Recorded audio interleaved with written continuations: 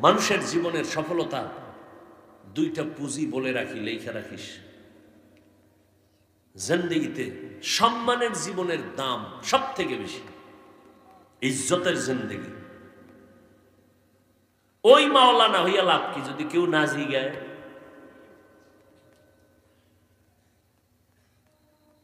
চূড়ান্ত সফলতার যদি মানদণ্ডে জীবনকে পরিচালনা করতে চাও, কয়টা পুঁজি লাগবে? দুইটা। যুবকদেরকে বলছি, কয় পুঁজি?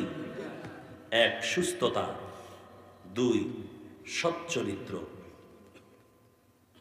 অনেক ব্রেনি কলম দিয়া পেপারের মধ্যে স্পর্শ করার আগে 99। এতটা ব্রেন তোমার ব্লেটের মতো ধার, লেখার আগেই তুমি পাস, গোল্ডেন এ প্লাস। গোটা বাংলাদেশের মধ্যে তুমি পরীক্ষার জগতে শ্রেষ্ঠ, কিন্তু চরিত্র খারাপ, আছে কোনো দাম? কোনো মূল্য নাই।